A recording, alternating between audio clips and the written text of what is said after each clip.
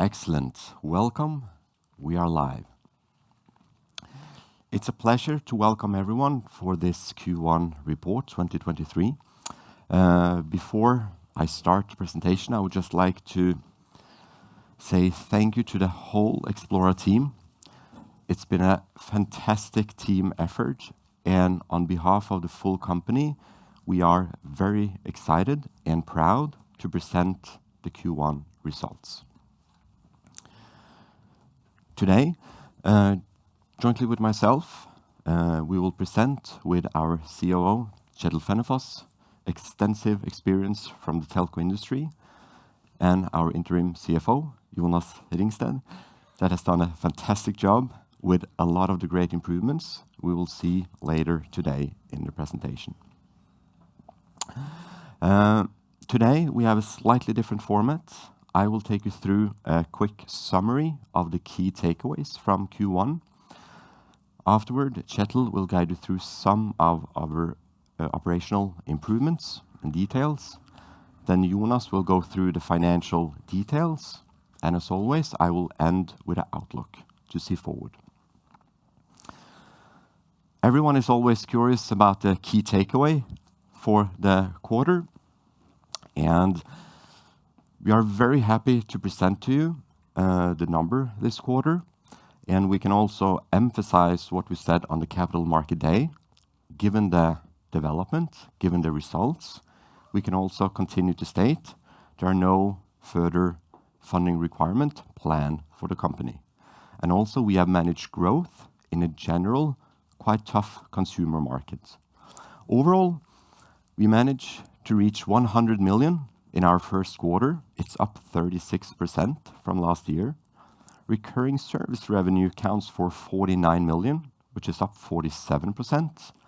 We have subscriptions, almost 170,000, of which 9,000 comes from premium services. Our gross earnings, 42 million, equal to approximately 62%. And we have a reported EBITDA of positive 1.6 million. Our cash balance ended at 55 million. I would also like just quickly to re-emphasize what we said during our Capital Market Day back in April. It was 3 key drivers for the foundation of success for 2023. First, we would like to work and prioritize to improve our cash situation, which we could do by really look into how we can disrupt our distribution model. And given all the investment we did last year in platforms, MVNOs, and new product, we also could significantly reduce CapEx this year. Kjetil will take you through some of the details.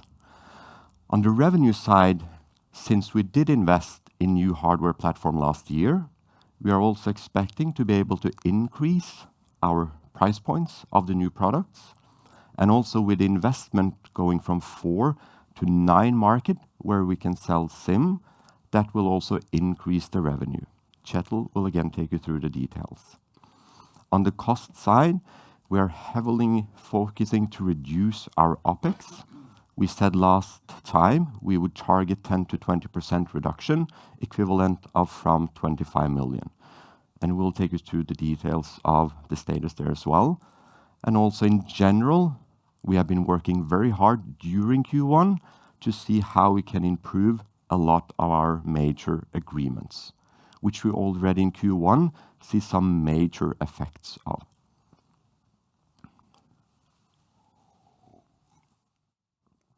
All right. Before we'll see the details later, we would like to emphasize 6 of the key accomplishment we have managed already in Q1, laying a good foundation. Jonas will take you through some of the effects we have seen from being able to negotiate better deals. One of the key reasons why we have been able to renegotiate is that we currently are the number 1 in our category. That gives us power, which we now have turned into action and cash improvements. We also said in order to reduce our OpEx, marketing is a big part of it. Already in Q1, we have seen that our marketing cost has gone from 12.4% to 9% of our revenue. Already a good improvement, while we're still increasing sales. The team structure, we had a lot growth last year, particularly from first to second quarter last year. We really started to grow the company in order to be able to handle this growth we have had.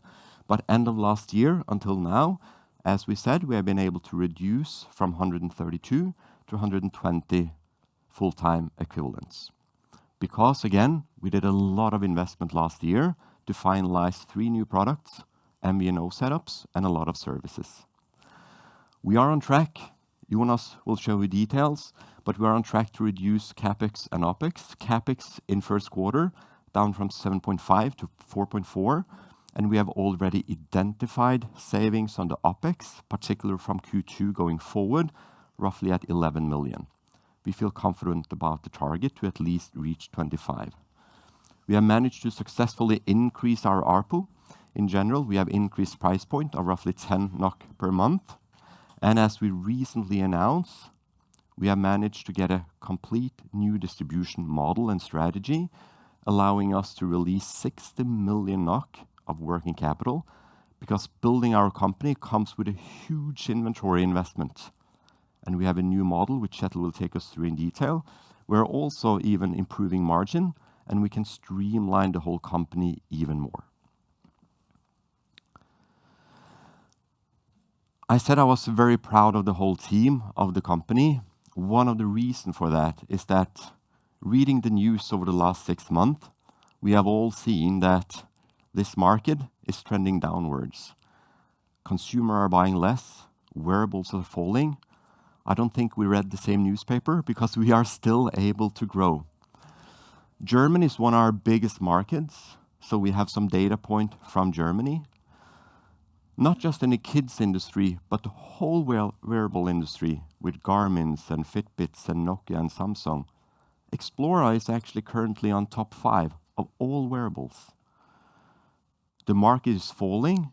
We are still able to keep growth. I think this also showcased that potentially the kids' smartwatch category in general are more resilient than other consumer industries. We are still growing. What makes me very positive going into 2023 is that for the first year, for the first time in the company history, we have a crystal clear strategy that we can execute on. Because leading up to now, we have been in a lot of development, a lot of testing, a lot of investment. This year, we have one focus. We have 3 new hardware platforms. We have 9 global markets where we have SIM connectivity, and we have a SIM now with 2 price points to increase the ARPU. The only thing we are allowed to do this year is to execute this strategy.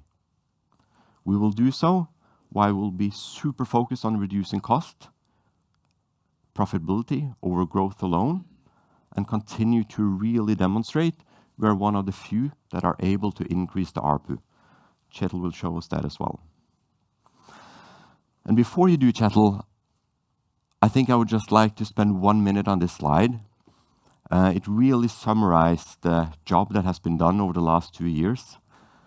When we were entering into 2021, some weeks after we got listed on Euronext, Xplora was a company that had really only a watch, a hardware product. We had a strong ambition to set up some SIM solution, try to sell SIM cards, and potentially introduce some value-added services someone would be willing to pay for. We had roughly a lifetime value in gross margin of 25 to 30 euro. That was what we were making on one sale. You all remember the stock was traded at roughly 40 NOK. Going 2 years ahead of time, we are now a company that have an average lifetime value measured in gross margin, 10-folded that number. We have our products, we have 9 global markets, and we are one of the few able to execute on increasing the ARPU. becoming very profitable on our services.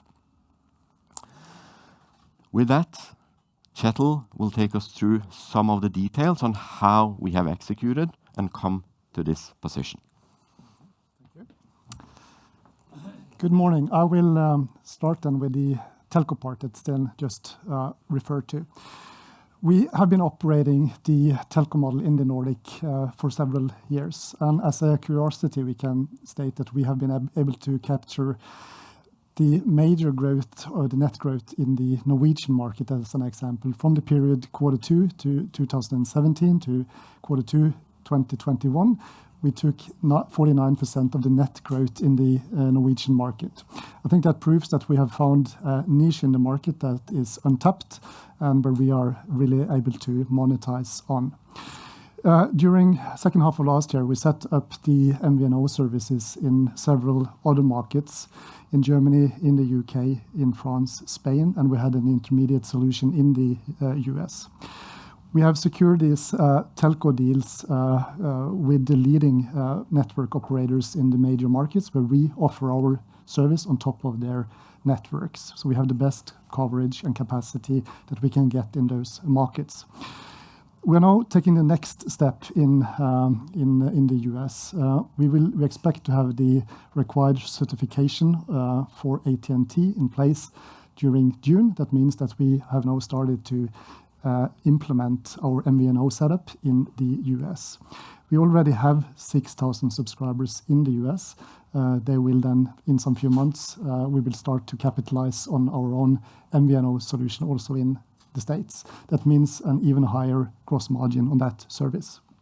So actually we have the largest footprint of any Nordic-based MVNO across Europe. We have then 8 setups in Europe, and we are getting then the 9th MVNO setup also then in the US. So that means that we have the foundation to scale our business and make even more money on this business, as Sten explained.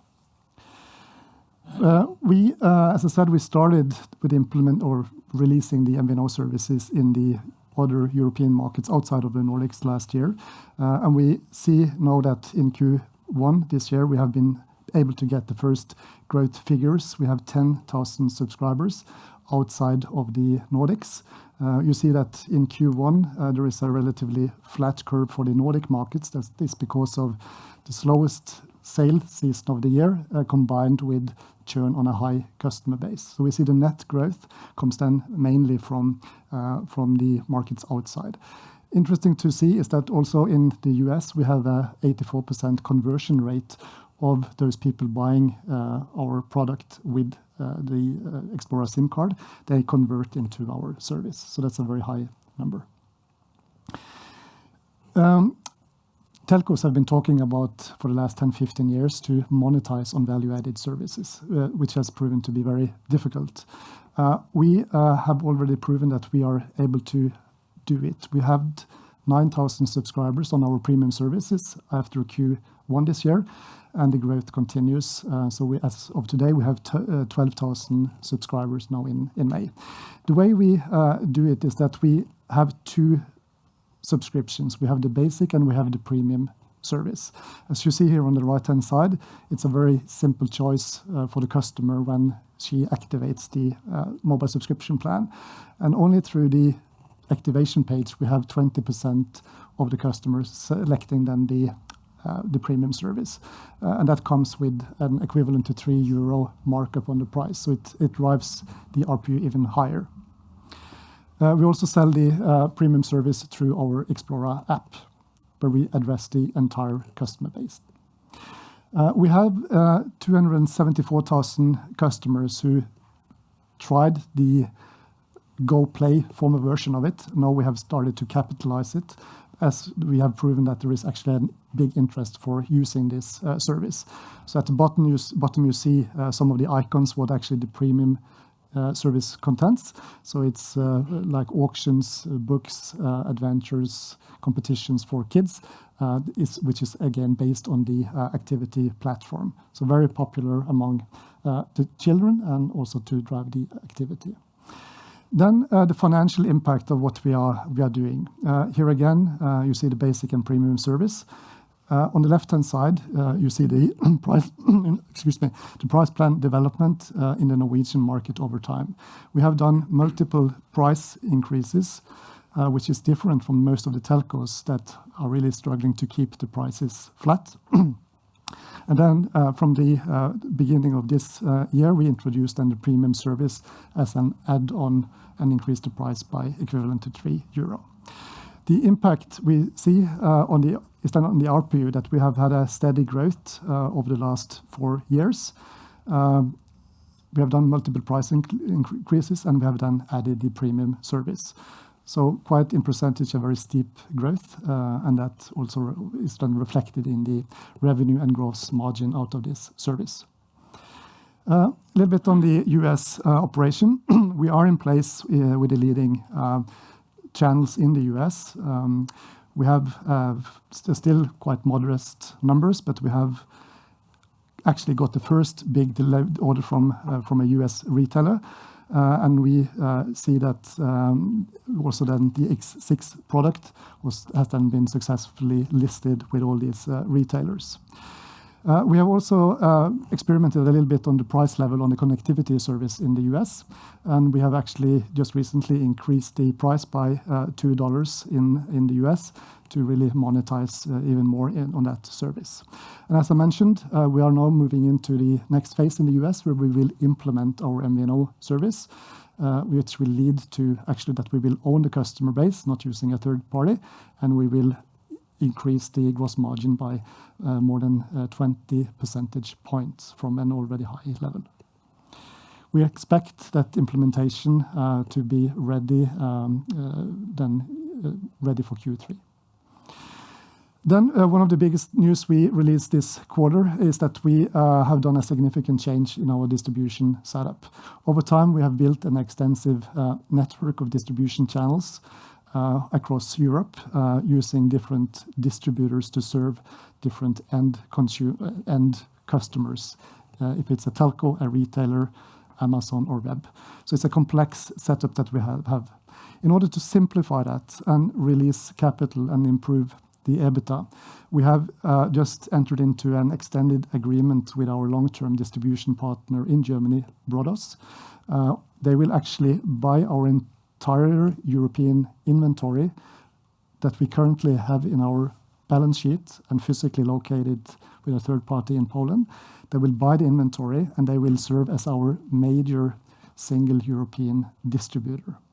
That means we get a one-time effect that they will buy the complete inventory that we hold for the European markets, will release cash equivalent to 60 million NOK.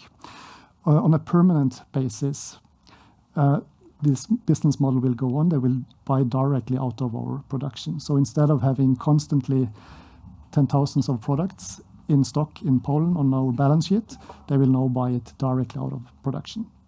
We have managed to improve our margin because there is a scale of economics in this deal for Brodos.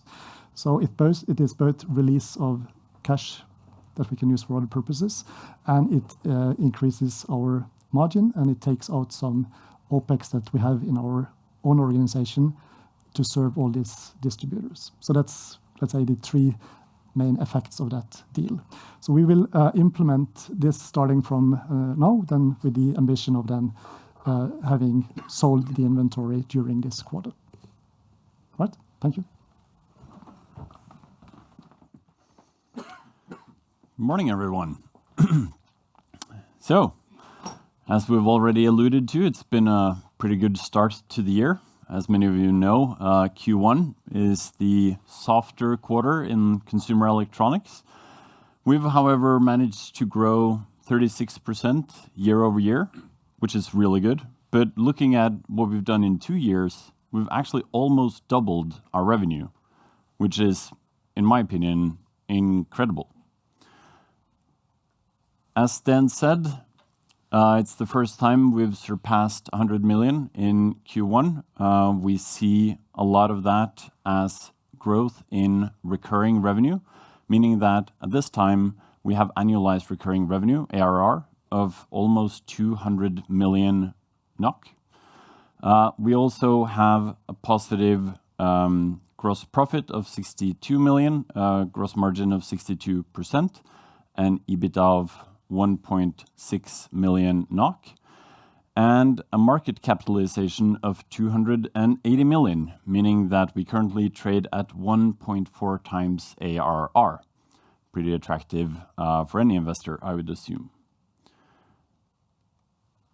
Going further into the P&L, we see device revenues of 50 million, which is up 26% year-over-year. We see device service sales of 49 million, up 47%.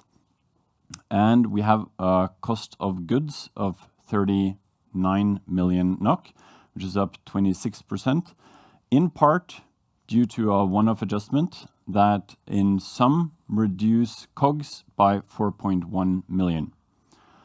We also have payroll for the quarter of 27 million, which is in part due to the establishment of the US presence, the office we have in New York, focusing on sales throughout the US, and a strengthening of management and a growth of the organization to accompany or prepare for the revenue growth that we've had.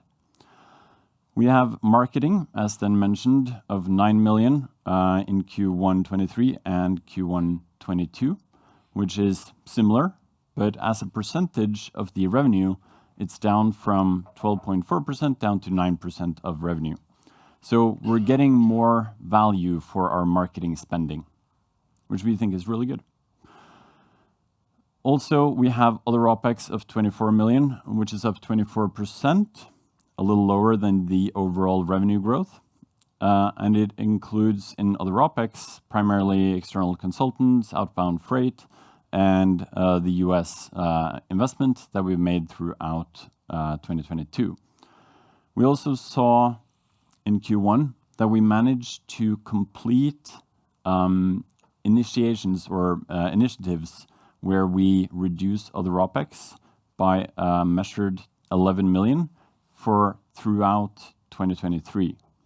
This is equal to about 7% of our total 2022 other OpEx, and is a step in the right direction for targeting 25 million reduction in OpEx from 2022. Our EBITDA was 1.6 million, which is up from the restated Q1 of minus 500,000, and depreciation was at 13 million, which in large part is due to write-downs, not write-downs, but depreciation of the Xplora mobile acquisition that we had at the end of last year. Looking into the balance sheet, there was a 15 million increase in inventories as preparation for sales throughout the high season and the rest of the year. This is financed through the Nordea agreement, in line with what we've said earlier, and a large part of this inventory will now be sold over to Brodos, and we will work on trimming that inventory going forward. One thing about the Brodos agreement is that they will buy directly from our point of delivery in Asia, and meaning that we will likely not have or significantly reduce our inventories going forward as well. And just on the Brodos agreement, as this is something that we've been preparing for a while, we have also secured factoring agreement for the invoices, meaning that we will have an immediate cash effect after we issue the invoice to Brodos. There are no 6 or 12 weeks credit agreement, so meaning that we get the immediate cash effect. We've had a cash increase throughout the quarter of 4 million, in line with previous guidance, and the increase in short-term debt is exclusively from the Nordea financing, and it covers goods in stock, prepaid goods not received, and is also reflected in accounts payables. This gives us a net working capital of 126 million NOK. So just to illustrate the cash statement and the cash flows we've had throughout the quarter, The CapEx was -4 million, which is lower than what it was last quarter or Q1 2022, and is in line with the guided 20 million-25 million NOK forecast for total CapEx throughout 2023. The change in debt, just to give a very clear overview of how that is structured, it's an inventory increase of 15 million. It's 11 million in prepaid goods not received, which is money that we've paid upfront for initiation of production of goods. So that is goods that we will receive.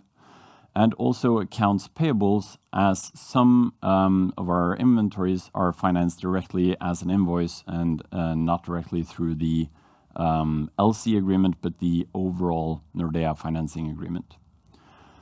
So we still continue to forecast improvements to cash balance now at the end of Q2 2023, and a positive cash flow from operations in the second half of this year. That gives us a road ahead with Sten. Thank you, Jonas. Hope everyone appreciated that walkthrough. As we always do, we try to give a glimpse of the future, where we are heading. Would like you all to pay some attention to the details of the upcoming slides with a sharp eye. And as I said initially, please make sure to really understand our key strategy. The only thing we're allowed to do, 3 products, they are already developed. 9 markets where we have SIM, as Kjetil explained. We have 2 price points to drive the ARPU. We have a success in Nordic with 2 million kids, 4 to 10. We have just started in Europe, 25 million market opportunity, and a couple of months with North American sales and operation, a 30 million market. I've been challenged today, particularly after the Capital Market Day. Quite a lot of the investor, the market, some journalists even told us or asked us, why do we see this success? Why are we able to outperform the market? Why are we able to do something quite unique as being a Norwegian tech company, developing, selling hardware, and even being able to monetize on services? What's the reason for that? It's a pretty good question. And I wonder, is it because we just had an exceptionally good timing? I happened to lose track of my son. We needed to develop a product. The product didn't exist. We were the first mover into a market to provide safety with GPS technology that no one else had. Was that the reason we were the first one and we have still kept a strong position? Or is it a fact that originally we were a software and platform company, so we actually happened to develop imaginary, engaging content, so our kids, our user, just loves our product more than the competitors. They use it more. Is that the key reason? Or is it a fact that our kids, they just move more because they use the product every day? In fact, we can document that kids using our platform, they walk 2,500 steps more every single day. Over a year, I'm going back to Trondheim today with my family. That's the same if I should walk from here all the way back home. That's how much more our kids walk than other kids. And I can tell you one thing, in the point of sale to a parent, that's an exceptionally strong proposition. Maybe that's the reason. It's probably a little bit of all of it, but I've been blessed working with brand marketing and tech for 2 decades, and I think we see the same blueprint every single time a brand has big success. They have a story people really can relate to. Every single parent I've talked to over the last 10 years have said, I have experienced this myself. You are on a good journey. Every single day we get stories that will make life easier for people. More peace of mind. They don't want to buy a smartphone, but still can actually call their kids, agree on things. We make life easier. And some of our best successful marketing campaigns is when kids can use their step to help other kids. When we work with UNICEF or United Nations, every single day our whole team work darn hard to make a more sustainable future with kids more active, learning them how to help other kids. I think that's the reason. We happen to be in a growing market. Even if the overall market is declining, we're still growing. Now, with what Kjetil explained, we have a strong competitive advantage on watches, on SIM, on services. We are a category leader already. I'm super proud to say we have the strongest team in the whole category by far, and we have just disrupted the whole distribution model. No one has done what we have done in our category.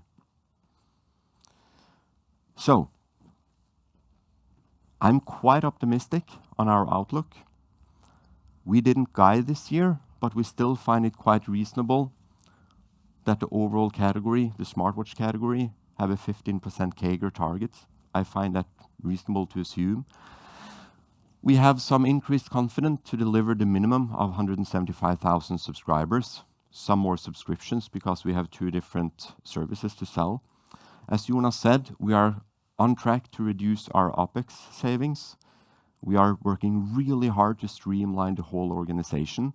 As a tech company, we also embrace new technology. Last time, Kjetil explained to you on the Capital Markets Day, we use AI chatbots to efficiency or make our whole support division more efficient. And if you really paid good attention, every single image I just showed you in the Outlook statement, 6 or 7 images, they are all generated by AI. If we should have these images developed 2 months ago, we would have to have a budget on 200,000 NOK. Now, we spent 100 NOK. It's generated by AI, and we have a huge opportunity, because we're a tech company, to really embrace new technology to create fantastic things. We will remain focused to make money, become profitable, and the little time we have left, we are still exploring to really grasp the future opportunity within family IoT, a category that is 3 to 5 times bigger than the smartwatch for kids industry. So we are excited. I think it's a good segue to get into the Q&A. You know, I need this. All right, Kjetil, if you can come here with Jonas. The way we will execute, we will read through the questions from our online audience. Last time we had actually 100 or so joining online, so that was very good. So we'll read through the questions first, and then we can take questions from the audience afterward. And question number 1, I think that will be to you, Kjetil. Can you elaborate on to the Brodos deal? How close to 60 million NOK do you think you will get? Pretty close. It depends actually on what we have in stock at the time we transfer it. So they will buy the entire European stock. So it will be on the date of execution that we will say the exact number. But it's roughly what we estimate to have in stock at the time when we do the transaction. Thank you. And why, that's to Jonas, why is there a one-time adjustment of 4.1 million NOK, and what is that? So that is cost that we have accrued for, but not received an invoice for. And as a part of Sten and the rest of the team's renegotiations throughout the quarter, we have now been able to make sure that this is not something that will actually be charged to us and which will be included in a reduced OpEx going forward as well. So that's a 1.4 million NOK, 4.1 million NOK reduction, and it's a one-time effect. Okay. Kjetil, you currently have 8 MVNOs. what is the value of adding another MVNO in US, and explain a little bit more about the value of having MVNOs. Yeah. That's a good one. Yeah, it's important for us actually to, as an MVNO, actually own the customer base. In the US today, we use an intermediate solution where we get a revenue share of somebody else operating it for us. So it's the value of the customer base that you build over time. And secondly, it's a margin increase of approximately 20 percentage point from an already high level. Okay. Can you elaborate a little bit more in Germany? It's your largest market, but you are selling mostly hardware so far in Germany. Can you explain a little bit more about the German strategy in general, moving from hardware only to... Currently, we also sell, including our own subscription service on Amazon, on our own web shop, and we have just entered into 3 large retailers in Germany. On top of that, we sell to the telcos, where we obviously don't have our own connectivity service, but we are then expanding our connectivity business in Germany.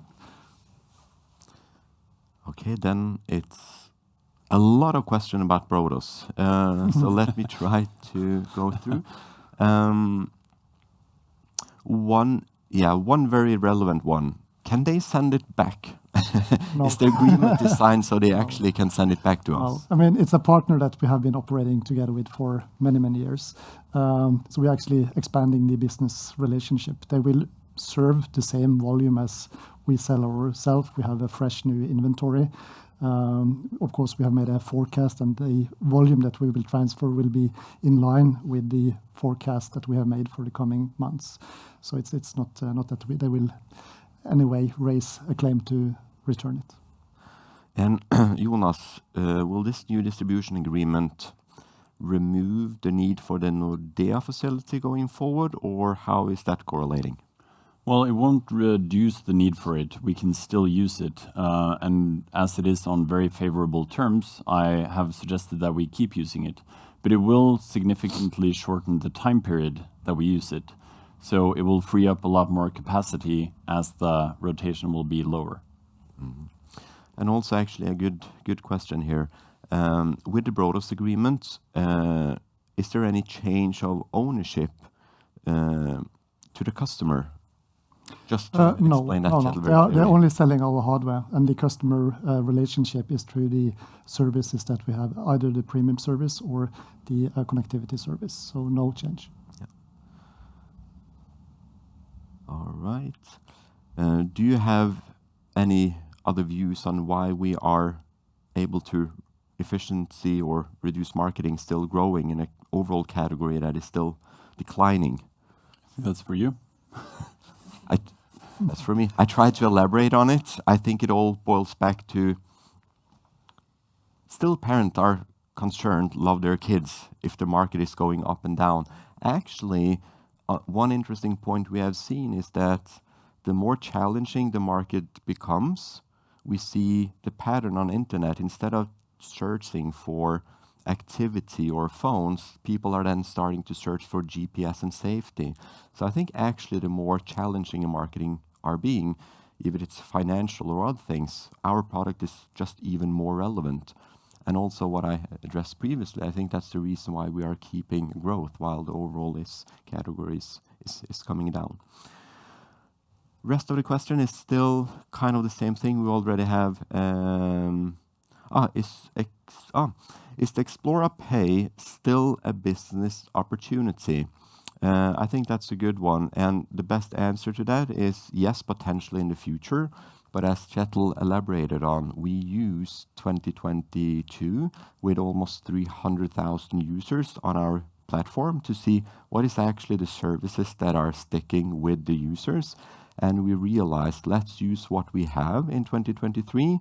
And as you showcased already now, 20% are by default upgrading. So instead of adding more services, CapEx development for this year, we use what we have because it's selling quite a lot. In the future, for sure, we can add more services, such as Xplora Pay.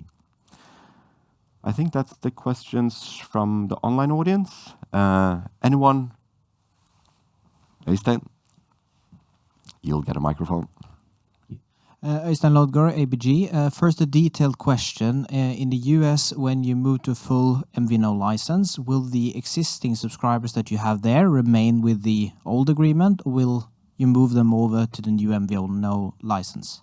They will stay on the current agreement. The experience is when you try to migrate customers from one subscription type to another, you roughly lose 30% of them because you have to replace the SIM card. So the most efficient for us is to leave them under. It's still a very healthy margin, and all new customers on the AT&T network will be on our MVNO service. Thank you. And on the Capital Markets Day, you talked about an initiative to monetize the big base of non-Xplora subscribers. Can you say how is that progressing, and how will you differentiate the two services in order to incentivize them to sign up for a paid subscription? Again, for premium services, we have two ways of selling it. It's either for new customers when they select the type of mobile subscription plan they want to have, or either the basic or the premium, which includes the value-added services. The other part is to existing customers that can sign up for the premium service through the Xplora app. Initially, I would say of that base of 12,000 that we have as of now, a little bit more than 50% have come through new signups, but we haven't really started to aggressively market the service through the app. The way we will then drive the take-up through the app is through in-app communication, one of the so-called tiles in the app that we will use to monetize existing customer base. But also to be very clear, we have not started that for full yet. And as Kjetil said, we already in the point of purchase see 20% conversion. We have started to convert some from our application, but that is really one of the key priorities from now going forward to capitalize on our whole user base to upgrade. Thank you. All right. No more question online. And thank you, Øystein. Anyone else? If not, we will continue to serve coffee and have some one-to-one conversation. That's why we love to actually have people live with us. If not, thank you so much for joining us live and online as well. Thank you.